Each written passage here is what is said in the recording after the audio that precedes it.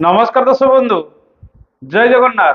दर्शक बंधु आज कार्यक्रम में आम आलोचना करवा 2024 मसीहा जून मसरे तुला राशि फलाफल किपर तुला राशि अनेक परिवर्तन प्रत्येक दिन घटुची। यही समय किसी ग्रह शुभरे रोचे आउ कि ग्रह अशुभरे रोचे। संपूर्ण रूपे मास सारा ग्रह मान स्थिति कौन रसतु जाना।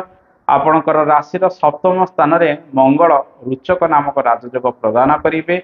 मास सारा से स्वराशि सप्तम स्थान मेष राशि चलन करेंगे। बृहस्पति मास सारा अष्टम स्थान में चलन करेंगे। शनि मास सारा पंचम स्थान में चलन करेंगे। राहु मास सारा षष्ठ स्थान में चलन करेंगे। केतु मास सारा द्वादश स्थान में चलन करेंगे। बुध मास आरंभ अष्टम स्थान में चलन करेंगे। 14 तारिख ठारू से नवम स्थान में चलन करेंगे। शुक्र मास आरंभ आपणकर अष्टम स्थान में चलन करेंगे। 12 तारिख ठारू नवम स्थान में चलन करेंगे। रवि मास आरंभ आपणकर अष्टम स्थान में चलन करेंगे। 15 तारिख रज संक्रांति ठारू से नवम स्थान में चलन करेंगे। ए मासरे बहुत परिश्रम संघर्ष विभिन्न क्षेत्र में आपण को करिवार रही। सामान्य स्वास्थ्य हानि होवार संभावना रहुथिबारु देह पार जत्न आपण अधिकांश समय नेबे। 12-13 तारिख परठारु स्वास्थ्य रे किछिटा उन्नति मध्य आसीपारे। मासर प्रथमार्धरे गुप्त अंगरे पीड़ा आपण भोग करि पारंती। जे मानकर डायबिटीज रही से माने ए मासरे अधिक समस्या रे पड़ी पारंती। हृदरोग जो मानकर रही से माने मध्य ए मासरे समस्या रे पड़ी पारंती। तेणु डाक्तरंकर परामर्श ठीक समय नबा आवश्यक। दर्शक बंधु यही समय माँ स्वास्थ्य रे उन्नति आसबार संभावना रहिबो। पिता स्वास्थ्य हानि रज संक्रांति परठारु रहिबार संभावना रही। सामान्य किछि मुंड जनित पीड़ारे आपणकर पिता मध्य पीड़ित होई पारंती। जानवाहन प्रति आपण ए मासरे सतर्कता अवलंबन करेंगे। गाड़ी चलाचल धीरे सुस्थे करने आवश्यक। दर्शक बंधु जो मैंने नूतन गर्भ धारण करने चाहते मासर 14 तारिख परठारु किछि शुभ फल आपण जीवन में प्राप्ति हो पारे। संतान सुख 12 तारिख परठारु अधिक प्राप्ति होवार संभावना यह बढ़ाइब। आपण टिके जिद्दी किबा चिड़चिड़ा स्वभाव ए मासरे होई पारंती। मन मालिन्य कहा संगे हबार संभावना रहुथिबारु प्रत्येक क्षेत्र में जत्नवान होई कार्य करिबा आवश्यक। आसंतु जानिबा आपणकर रोजगार किपरि रहिबो। आपणकर धन भावर ग्रह मंगल सप्तम स्थान रे तांको स्वराशि रे चलन करिवे। आय भावर ग्रह रवि आपणकर अष्टम नवम स्थान रे चलन करिवे। ए मासरे भल रोजगार पाइया पई आपणकर संघर्ष प्रत्येक दिन लागी रहिबो। बहुत परिश्रम प्रत्येक दिन करिवे। धीरे धीरे किछिटा परिवर्तन रज संक्रांति परठारु आसीबार संभावना रही। रज संक्रांति परठारु भल रोजगार किछि आपणक हाथ को आसीबार संभावना रही। मासर प्रथमार्धरे बहुत परिश्रम संघर्ष रोजगार प्राप्ति पाई करिवे। धाँ दौड़ा विभिन्न क्षेत्र को लगी रहिबो एवं प्रत्येक दिन निजर कार्य दक्षता वृद्धि करिया पई मध्य चेष्टा करिवे। कहा सहित मन मालिन्य मध्य अनेक समय होई पारे। मासर प्रथम 14 दिन पर्यंत धार उधार क्या आपण दिंतु ना। जो मैंने शेयर मार्केटिंग क्षेत्र में अर्थ लगाण कर देखी चाहिए निवेश करेंगे। नचेत किसी लसेस 14 तारिख मध्य हबार संभावना यह बढ़ाई पारे। 14 तारिख परठारु शेयर मार्केटिंग रे किसी वृद्धि परिलक्षित होबार संभावना रही। आर्थिक क्षेत्र में उन्नति प्रगति मासर 15 तारिख परठारु अधिक रहिबो। ए मासरे धन किछि आपणकर संचय होबार योग मध्य रही। सामान्य व्यय वृद्धि समय समय लगी रहिबो। तीर्थस्थल को भ्रमण शुभ मांगलिक कर्म रे खर्च एवं आपणकर बापांक पिछरे किछि पैसा पत्र मध्य खर्च होई पारे। पिलांक उच्च शिक्षा क्षेत्र में किछि खर्च वृद्धि होई पारे। मासर प्रथमार्धरे गुप्त रे काहाकू न जणाई मध्य आपण किछि खर्च वृद्धि करि पारंती। इंश्योरेंस सेक्टर में किछि निवेश करिवार संभावना रही। इंश्योरेंस कर्म इत्यादि क्षेत्र में किछि लाभ मध्य आपनको मिल पारे। एवं आपण भोग विलासी हे विभिन्न दिगरे खर्च करने को पछाई न पारंती। दर्शक बंधु कर्ममय जीवन किपर रहिबो आसंतु जानिबा। कर्म भावर ग्रह चंद्र अटंती।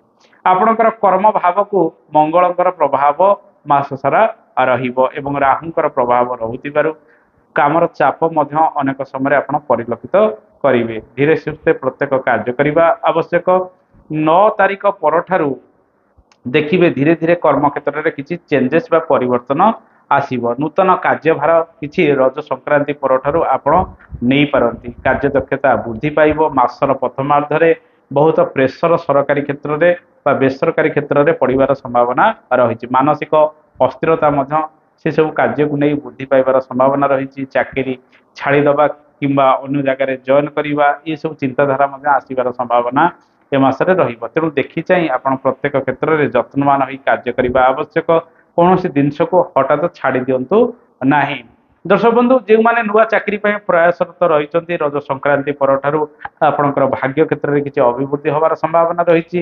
ଭାଗ୍ୟାଧିପତି ବୁଧଙ୍କର ଚଳନ 14 ତାରିଖ ପରଠାରୁ ତାଙ୍କ ସ୍ୱସ୍ଥାନ ମିଥୁନ ରାଶିରେ ରହିବ ଏବଂ ଶୁକ୍ର ମଧ୍ୟ ସେଠାରେ କିଛି ଦିନ ପର୍ଯ୍ୟନ୍ତ ରହୁଥିବାରୁ ନିଜର ଚେଷ୍ଟା ପରିଶ୍ରମ ଦ୍ୱାରା ଆପଣ ଭାଗ୍ୟ କ୍ଷେତ୍ରରେ ପରିବର୍ତ୍ତନ ଆଣିପାରନ୍ତି। ଦୂର ସ୍ଥାନକୁ ଭ୍ରମଣ କିମ୍ବା ଦୂର ସ୍ଥାନକୁ ଯାତ୍ରା କରି କୌଣସି ନୂଆ କାର୍ଯ୍ୟ ମଧ୍ୟ ମାସର ଦ୍ୱିତୀୟାର୍ଦ୍ଧରେ ଆପଣ ଆରମ୍ଭ କରିପାରନ୍ତି। ବ୍ୟବସାୟ ବାଣିଜ୍ୟ କ୍ଷେତ୍ରରେ ଅନେକ ପରିବର୍ତ୍ତନ ଆସିବ। ନୂତନ କାରବାର ଆରମ୍ଭ କରିବା ସହିତ ନୂଆ ବ୍ୟବସାୟ ବାଣିଜ୍ୟ ମଧ୍ୟ ଆପଣ ସମୟ ସମୟ ଆରମ୍ଭ କରିପାରନ୍ତି। କାରବାର କ୍ଷେତ୍ରରେ ଉନ୍ନତି ପ୍ରଗତି 15 ତାରିଖ ପରଠାରୁ ଅଧିକ ରହିବ। ବୁଧ ଶୁଭରେ ରହୁଥିବାରୁ ନୂଆ ବ୍ୟବସାୟ ବାଣିଜ୍ୟ ଆରମ୍ଭ କରିବା ସହିତ ନିଜର ବ୍ୟବସାୟକୁ ଆପଣ ଆଗକୁ ମଧ୍ୟ ବଢ଼ାଇ ପାରିବେ। କୌଣସି ଅଧିକ ବଡ଼ ଧରଣର ନିବେଶ ମାସର ପ୍ରଥମାର୍ଦ୍ଧରେ କରନ୍ତୁ ନାହିଁ। ଯେଉଁମାନେ ସେଲ୍ସ ମାର୍କେଟିଂ କାର୍ଯ୍ୟ ଗୁଡ଼ିକ କରୁଛନ୍ତି 12 ତାରିଖ ପରଠାରୁ ସେଥିରେ କିଛି ବୃଦ୍ଧି ପରିଲକ୍ଷିତ ହେବାର ସମ୍ଭାବନା ରହିବ। ତେଣୁ ବ୍ୟବସାୟ ବାଣିଜ୍ୟ ଯେଉଁମାନେ କରୁଛନ୍ତି ଏ ମାସରେ କିଛିଟା ପରିବର୍ତ୍ତନ କିଛିଟା ଶୁଭ ଫଳ ଧୀରେ ଧୀରେ 12-13 ତାରିଖ ପରଠାରୁ ପରିଲକ୍ଷିତ କରିବେ। ଦର୍ଶକ ବନ୍ଧୁ, ଏବେ ଆସନ୍ତୁ ଜାଣିବା ବିଦ୍ୟାର୍ଥୀମାନଙ୍କ ପାଇଁ ସମୟ କିପରି ରହିବ। ବିଦ୍ୟାର୍ଥୀମାନେ ପାଠ ପଢ଼ାରେ ଅଧିକ ଯତ୍ନବାନ ଆପଣ ହୁଅନ୍ତୁ। ବିଦ୍ୟାର ମାନ ସାମାନ୍ୟତମ ହାନି ହୋଇପାରେ ମାସର ପ୍ରଥମାର୍ଦ୍ଧରେ। ଆପଣ ଭୋଗ ବିଳାସୀ ହେବେ, ପାଠ ପଢ଼ାରେ ଅନ୍ୟମନସ୍କ ହୋଇପାରନ୍ତି। ମାସର ଦ୍ୱିତୀୟାର୍ଦ୍ଧରେ ବୁଧ ଶୁଭରେ ରହୁଥିବାରୁ ବିଦ୍ୟାର୍ଥୀମାନେ ବୁଦ୍ଧି ବିବେକ ସମ୍ପନ୍ନ ହେବେ ଏବଂ ବିଦ୍ୟାର ମାନ ମଧ୍ୟ ବୃଦ୍ଧି ପାଇବ। ଛୋଟ ମୋଟ ପରୀକ୍ଷା ଯଦି ରହିଛି 15 ତାରିଖ ପରଠାରୁ ଆପଣ ଅଧିକ ସଫଳ ହୋଇପାରନ୍ତି। ସେ ସବୁ କର୍ମକ୍ଷେତ୍ରରୁ ଲାଭ ମଧ୍ୟ ପାଇପାରନ୍ତି। ଦର୍ଶକ ବନ୍ଧୁ, ଦାମ୍ପତ୍ୟ ଜୀବନ କିପରି ରହିବ ଆସନ୍ତୁ ଜାଣିବା। ଦାମ୍ପତ୍ୟ ଜୀବନରେ ଦେଖିବା ଜୀବନସାଥୀଙ୍କର ଦେହ ପାକୁ ନେଇ ସମୟ ସମୟ ଚିନ୍ତିତ ରହିବେ। ତାଙ୍କ ସହିତ ମନମାଳିନ୍ୟ ଉପୁଜିପାରେ। ଯେଉଁମାନଙ୍କର ମଙ୍ଗଳ ଦୋଷ ରହିଛି ଏ ମାସରେ ପରସ୍ପର ମଧ୍ୟରେ ଭଲ ବୁଝାମଣା ରଖିବା ଆବଶ୍ୟକ। ଘରକୁ ଯଦି ବିବାହ ପ୍ରସ୍ତାବ ଆସୁଛି ଫାଇନାଲ କରିବା ପାଇଁ ଚେଷ୍ଟା କରନ୍ତୁ। ଯେହେତୁ ଏ ମାସରେ ରବି ସୁଧି ଗୁରୁ ସୁଧି ରହିବ ନାହିଁ, କିନ୍ତୁ ଆଗାମୀ ଦିନରେ ସେସବୁ କାର୍ଯ୍ୟ ଗୁଡ଼ିକ ମଧ୍ୟ ଆପଣ ସମ୍ପାଦିତ କରିପାରିବେ। ଶୁକ୍ରଙ୍କର ସ୍ଥିତି ମାସର ଦ୍ୱିତୀୟାର୍ଦ୍ଧରେ ଭଲରେ ରହୁଥିବାରୁ ପାରିବାରିକ ସୁଖ ଶାନ୍ତି ମଧ୍ୟ ଆପଣଙ୍କୁ ମିଳିବାର ସମ୍ଭାବନା ରହିଛି। ଘର ପରିବାରକୁ ନେଇ ସାମାନ୍ୟ ଅଶାନ୍ତି 12-13 ତାରିଖ ମଧ୍ୟରେ କିଛି ଅଧିକ ବୃଦ୍ଧି ପାଇବ। ନିଜର ସ୍ୱାସ୍ଥ୍ୟକୁ ନେଇ ଆପଣ ଚିନ୍ତିତ ରହିବେ, ଯାହାଫଳରେ ପରିବାର ମଧ୍ୟ ଚିନ୍ତିତ ସେସବୁ ଦିଗରେ ରହିପାରନ୍ତି। କାହା ସହିତ ସାମାନ୍ୟ ମନମାଳିନ୍ୟ ହୋଇ ଆପଣଙ୍କର ମନ ଉଣା ମଧ୍ୟ ସେସବୁ କ୍ଷେତ୍ରରେ ହୋଇପାରେ।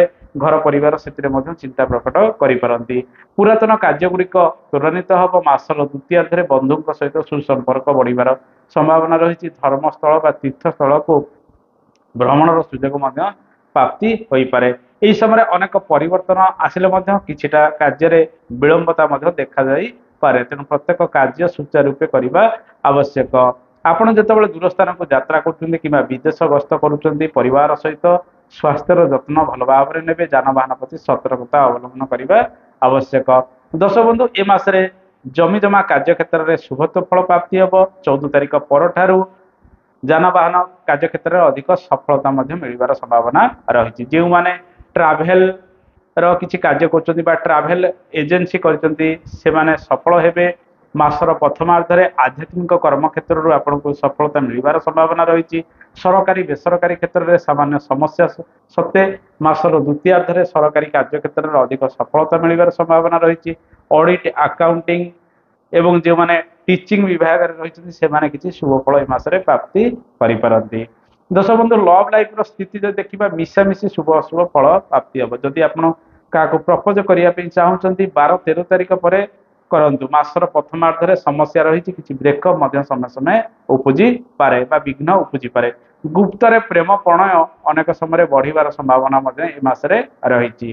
ଦର୍ଶକ ବନ୍ଧୁ, ଏ ମାସରେ ଆପଣଙ୍କର ଭାଗ୍ୟାଧିପତି ବୁଧ 14 ତାରିଖ ପରଠାରୁ ଶୁଭରେ ରହୁଛନ୍ତି ଏବଂ ରବି ବୁଧାଦିତ୍ୟ ଯୋଗ ସଂଗଠିତ କରିବେ। ଯଦି ଭଲ କାମ କରିବେ ଆପଣ ଉଚ୍ଚ ପ୍ରଶଂସିତ ମଧ୍ୟ ନିଜ କାର୍ଯ୍ୟ ପାଇଁ ହୋଇପାରନ୍ତି। ଧାର୍ମିକ କାର୍ଯ୍ୟରେ ମନୋନିବେଶ, ଉଚ୍ଚଶିକ୍ଷା କ୍ଷେତ୍ରରେ ସଫଳତା, ବିଦେଶ ଯାତ୍ରା କ୍ଷେତ୍ରରୁ ସଫଳତା ପ୍ରାପ୍ତି ହେବାର ଯୋଗ ରହିଛି। ପରିଶ୍ରମର ଫଳ ଆପଣଙ୍କୁ 12-13 ତାରିଖ ପରଠାରୁ ଧୀରେ ଧୀରେ ଆଗକୁ ମିଳିବାର ସମ୍ଭାବନା ବଢ଼ିବ। କିନ୍ତୁ ମାସର ପ୍ରଥମାର୍ଦ୍ଧରେ ଯତ୍ନବାନ ହୋଇ ପ୍ରତ୍ୟେକ କାର୍ଯ୍ୟ କରିବେ। କାର୍ଯ୍ୟ କ୍ଷେତ୍ରରେ ବିଘ୍ନ ଉପୁଜିବାର ସମ୍ଭାବନା ରହିଛି। ତେଣୁ ପ୍ରତ୍ୟେକ ଦିନ ବିଘ୍ନ ନାଶକ ଶ୍ରୀ ଗଣେଶଙ୍କର ମନ୍ତ୍ର ଓମ୍ ଗଂ ଗଣପତାୟ ନମ ଏ ମନ୍ତ୍ରକୁ ଜପ କରନ୍ତୁ। ପ୍ରତ୍ୟେକ ଗୁରୁବାର ଦିନ ମହାଦେବଙ୍କ ପାଖରେ କେଶର ମିଶ୍ରିତ କ୍ଷୀର ଅର୍ପଣ କରନ୍ତୁ। ओम गं गणपताय नम मंत्र जप करने सहित ओम नमो भगवते वासुदेवाय ए मंत्र को जप करंतु। प्रत्येक दिन सूर्य नमस्कार करने सहित सूर्य देवंकर उपासना करंतु। आदित्य हृदय स्तोत्रम पाठ करंतु। गहम गुड़ लाल वस्त्र संक्रांति दिन दान दिंतु, अशुभ तो दूरीकरण हम। दर्शक बंधु ए तो थिला तुला राशि फलाफल। आशा करे कार्यक्रम आपको भल लगी। कार्यक्रम संपर्क में मतामत देवे। आज तो समय आज नमस्कार, जय जगन्नाथ, धन्यवाद।